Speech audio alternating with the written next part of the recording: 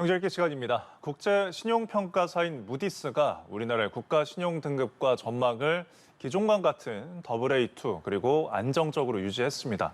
다만 가계부채와 재정 적자가 지속될 수 있다는 우려를 표현하기도 했는데요. 어떤 의미가 담겨 있는지 오늘 박연미 경제평론가와 함께 살펴보겠습니다. 어서 오십시오. 안녕하세요. 네. 자, 신용평가 기관들이 많은데 일단 무디스가 우리나라의 국가신용등급 AA2로 유지를 했고요. 그리고 앞으로의 전망도 안정적으로 평가를 했습니다. 이거 어떻게 보시나요? 6년 4개월 동안 같은 등급에 유지가 된다는 건 우리 경제에 대한 믿음이 그만큼 있다는 뜻이고요. 예. 말씀하신 것처럼 현재 우리 등급이 위에서부터 세 번째 단계인 AA2 그리고 앞으로의 신용등급 전망도 안정적입니다. 일단 AA2가 위에서 가장 높은 등급이 AAA, 그다음에 AA1이 있고요. 우리가 AA2, 우리하고 비슷한 등급에 있는 나라들을 보면 프랑스, 아랍에미레이트 등이 있고 미국 같은 나라들은 우리보다 좀 앞에 있고요. 14개 나라가 우리 앞에 있는데 대략 G20에 속하는 나라들은 우리나라하고 비슷한 단계까지 포함이 되어 있다. 이렇게 평가를 하시면 되겠습니다. 예, 영국과 홍콩이 우리보다 아래에 있는 게 또 흥미로운 대목이네요. 지금 가계부채가 또 선진국 최고 수준으로 늘어나고 있다. 네. 그리고 우리나라가 워낙 지금 고령화가 빠르다 보니까 이 또한 경제 성장에 좀 제약이 될 수 있다는 경고까지 나오고 있는데 또 동시에 이야기한 것은 재정 적자가 뭐 앞으로도 전망이 되지만 관리가 가능할 것이다라는 거거든요. 어떻게 해석할 수가 있을까요? 적자가 계속 쌓일 만한 근거로 들었던 거는 대표적으로 보면 우리나라 생산 가능 인구가 줄어들 거라는 전망이 있습니다. 네. 앞으로 20년 동안 적어도 생산 가능 인구가 23% 줄어들 거다. 여기에서 기인해서 볼 때 고령화가 빠르게 진행이 될 경우에는 세금을 낼 인구는 줄어들고 우리가 포용적인 성장이나 적극적인 재정 정책을 펼 경우에 재정에 감당할 수 있는 여력은 점점 줄어들지 않겠습니까? 예. 이런 부분들을 전반적으로 고려할 때 현재까지는 한국이 재정을 적자를 보는 나라가 아니지만 머지않은 미래에 재정 적자로 갈 수 있다. 그런데 이런 분위기가 반전될 것이냐. 한국의 인구 구조를 봐서는 그게 쉽지 않다라고 보는 거예요. 네. 이게 이제 그 추세적으로 예상되는 현상이라면 그럼에도 불구하고 우리가 이 상황에서 좀 개선을 바랄 수 있는 좀 긍정적인 요소가 어떤 것들이 있느냐 보면 한국이 가지고 있는 탄탄한 경제 체력을 꼽았습니다. 대표적으로 볼 때 경제가 우리가 경쟁력을 가지고 있는 경제 구조, 대표적으로 반도체 같은 것들을 가지고 있다. 이런 부분들을 꼽았는데 한국이 감내는 할 수 있겠지만 재정 적자를 피하기는 어렵다. 이렇게 얘기가 되니까요. 네. 재정 적자 없으면 좋겠지만 인구 구조를 하루아침에 바꿀 수 없다면 그렇죠. 이걸 해결할 수 있는 솔루션도 가지고 있다고 하니 그렇게 비관적으로만 볼 일은 아닌 것 같습니다. 예, 언제고 올 수 있는 위기이기 네. 때문에 대응하는 게 중요할 것 같습니다. 그에 대한 지적이었고 지금 또 한편으로 국제통화기금 IMF가 우리나라가 지금 일상회복 기로에 서 있는 상황인데 네. 한국의 경제 성장률에 올해 경제 성장률을 하향 조정했습니다. 배경이 무엇인가요? 한마디로 말씀을 드리면 저성장 고물가. 우리만의 문제가 아니고요. IMF나 세계은행이나 앞서 말씀드렸던 무디스 같은 신용평가 기관이 전 세계 경제 성장률 전망치뿐만 아니라 각국의 성장률 전망치를 잇따라 하향 조정하고 있는데 이게 만약에 남들은 괜찮거나 소폭 조정을 하는데 우리만 많이 조정이 됐다. 그럼 굉장히 큰 문제가 되지만 추세를 보셔야 돼요. 예. IMF가 그 보고서를 통해서 세계와 각국의 경제 전망 보고서를 내는 게 분기마다 한 번씩 내거든요. 네. 1월에서 4월로 오면서 일단 우리나라 성장률 전망치를 종전에는 3%에서 이번에는 2.5%로 0.5%포인트 끌어내렸습니다. 네. 통상적인 경우에 이 정도를 내린다 그럼 굉장히 큰일이거든요. 네. 더구나 만약에 한국만 그렇다면 아주 긴장해야 될 사안인데 예. 전 세계 성장률 전망치가 전반적으로 떨어질 거라고 봤어요. 말씀드린 것처럼 코로나19 상황이 예상보다 좀 길게 간다는 점, 그리고 세계의 공급망 중심에 있는 중국이 봉쇄 정책을 통해서 그 기능을 제대로 못한다는 점, 네. 또 한 가지는 러시아가 우크라이나를 침공함으로써 그들의 만행이 길어지면 길어질수록 전 세계가 이 우크라이나 전쟁에 따른 청구서를 받게 된다는 점, 이런 점을 두루두루 고려한 거고요. 예. 물가가 올라가게 되면 결국은 소비 여력이 줄어들 테니 내수도 살아나지 못할 거다. 이걸 전반적으로 고려할 때 전 세계가 저성장 기조에서 벗어나기가 어렵다. 이런 결론을 내고 있습니다. 네, 세계적인 추세에 따라서 그냥 한국도 반영된 것이다라고 네. 해석할 수 있겠는데 아까 뭐 재정에 대해서 이야기를 했지만 지금 앞으로 우리나라가 재정 적자로 좀 가늠해 볼 수 있는 게 이제 추경들이 있잖아요. 네. 그런데 2차 추경에 대해서 국제신용평가사 무디스 말고도 이제 S&P에서 좀 관심을 보였는데 그럼 이 추경이 신용등급에도 변수가 될 수 있는 건가요? 변수가 될 수 있죠. 금액이 아주 클 경우에는 우리 지금 인수위가 얘기했던 게 당초 대선 기간에는 50조 원의 그 소상공인 자영업자 지원책을 마련하겠다라고 했는데 네. 금액이 너무 부담스럽고 현실적으로 마련하기 어렵다 이런 주장들이 인수위 내부에 있어서 문재인 정부에서 지원했던 걸 포함해서 50조 원으로 하자 뭐 여러 가지 계산법이 등장하고 있는 이런 상황인데 일단 현재까지 미정이니까 50조 원을 가정을 하고 말씀을 드린다면 예. 올해 예산이 600조 원이 좀 넘습니다. 그러면 50조 원의 추경을 한다. 좀 12분의 1이 되는 거잖아요. 어마어마한 돈인데 이 정도 돈을 마련할 여력이 없으니 거의 어김없이 국채가 발행이 될 것이고 나라의 빚이 늘어난다는 거죠. 그러면 국가의 재정 여력이 나빠진다는 거니까 당연히 신용평가사들 입장에서는 이 나라가 가지고 있는 재정 여력이나 향후에 그 지속 가능성이 좀 저하될 수 있다라고 볼 여지가 있죠. 그래서 단정하기는 어렵습니다만 이 금액으로 실질적으로 추경이 이루어진다고 할 때 재정에 대한 부담을 하나 볼 수 있을 것이고 예. 다른 한 가지는 이게 모든 나라의 딜레마입니다만 돈을 풀어서 경기를 부양해야 되는 상황도 맞지만 너무나 물가가 많이 올라서 금리를 올려서 잡고 있잖아요. 네. 그러면 50조 원이라는 돈이 순차적으로 시장에 확 풀렸을 때 물가를 자극할 수가 있죠. 물가가 자극됐을 때 소비 여력이 줄어든다.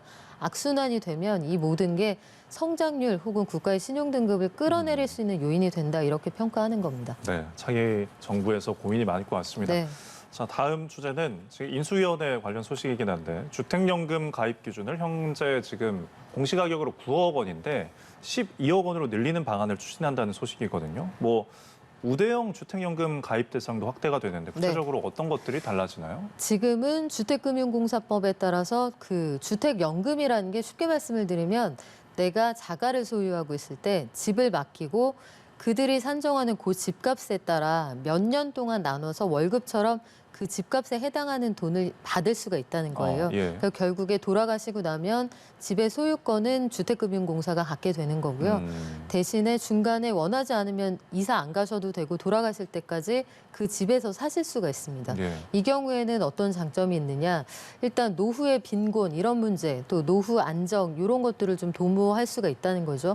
빈곤 문제 해결에 도움이 된다는 거고 대부분 아마 그 주택담보대출 같은 걸 가지고 계실 텐데 그런 부채에서 조금 더 빨리 벗어날 수 있다. 이런 장점들이 있어요. 네. 그리고 앞서 말씀드린 재정의 여력과도 사실은 엮이는 문제가 있습니다. 네. 나라에서 노인 빈곤 문제를 만약에 각자 스스로 해결할 수 있는 힘이 생긴다고 하면 국가가 지원할 여지가 줄어들 테니까 그 재원을 다른 데 쓸 수 있지 않겠습니까? 예. 그래서 나라에서는 주택연금을 적극적으로 그 지지를 하는 편인데 이번에 이 얘기가 나온 건 지금 공시가격 기준으로 9억 원까지만 이 주택연금에 가입을 할 수가 있게 돼 있어요. 네. 법률이 정한 사안인데 이게 비현실적이라는 거죠. 지금 시장 가격을 고려해 보면 서울을 기준으로 볼 때 중위 아파트 가격, 그러니까 아파트를 1번부터 마지막까지 한 줄로 세웠을 때 가운데 가격이 이미 10억 원을 훌쩍 넘어 있는 상황에서 9억 원으로 주택연금 가입자를 제한한다. 이거는 비현실적이어서 보다 많은 사람에게 제도적인 혜택을 줘야 한다 이렇게 주장을 하는 거고요.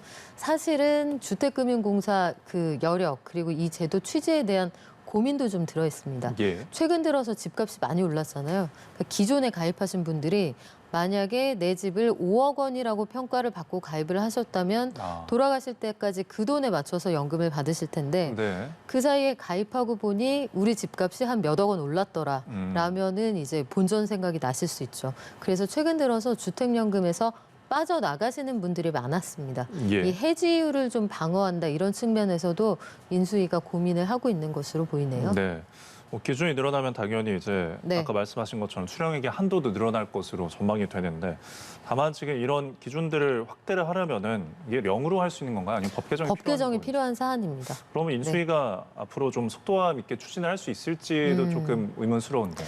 사실 대의 명분을 생각하면 반대할 이유가 없거든요. 네. 정략적인 고려할 사안은 아니고 과거에 그 역대 정부들이 걸어온 길을 돌아보아도 주택연금을 늘려서 전반적으로 좀 가계가 부동산 하나 가지고 늙어가는 분들이 많은데 네. 이 집이라는 걸 유동화할 수 있는 방안을 마련해줘야 된다는 고민을 꾸준히 해왔어요. 그래서 여기에 특별한 쟁점이 있을 것 같지는 않습니다만 예. 고가주택의 기준이 달라지는 셈이잖아요. 그래서 여기에 대한 또 철학적인 평가가 있을 수 있는데 말씀하신 것처럼 그 주택을 가입할 수 있는 주택이 조금 더 비싼 집까지 받아준다고 하고 네. 월 수령액을 좀 높여주자는 주장이 있어요. 지금은 우리 집의 집값이 얼마이든 그 9억 원 기준 안에 들어가는 집이라고 하면 아무리 연금을 많이 받아도 여기서 일정액 이상은 주지 않는 그러니까 거기까지만 상한의 캡을 씌워뒀거든요. 예. 요걸 좀 늘려주자는 얘기가 있습니다. 지금은 총 연금으로 지급할 수 있는 한도를 5억 원까지로 묶어두었는데 이걸 6, 7억 원까지 늘리자 이런 주장이 있고요. 만약에 이런 조치가 현실화가 된다라고 하면 55세에 가입하신 분을 기준으로 볼 때 지금은 현재 기준으로는 월 최대 수령액이 한 144만 원 정도 됩니다. 네. 이게 만약에 조금만 올라간다고 해도 지금 논의되고 있는 12억 원으로 조정이 된다고 해도 네. 월 최대 193만 원까지 늘어나게 되니까 실질적으로 수령하시는 분들에게는 상당히 큰 도움이 될 겁니다. 네, 실제로 뭐 하우스푸어라고 일컬어지는 네. 계층에게는 도움이 될 것 같네요. 자, 다음 주제는 지금 미국 중앙은행 연준 파월 의장의 또 그 발언 때문에 주식시장이 좀 요동친 것 같습니다. 기준금리를 0.5%포인트 인상, 빅스텝 가능성을 강력하게 이야기를 하다 보니까 네. 지금 뉴욕 증시도 많이 떨어지고 우리 증시도 영향을 좀 많이 받은 것 같아요. 흐름 어떻게 보셨나요? 지금 파월 의장이 우리가 기시감이 있는 숫자예요. 사실은 0.5%포인트를 한 번에 올릴 수 있다.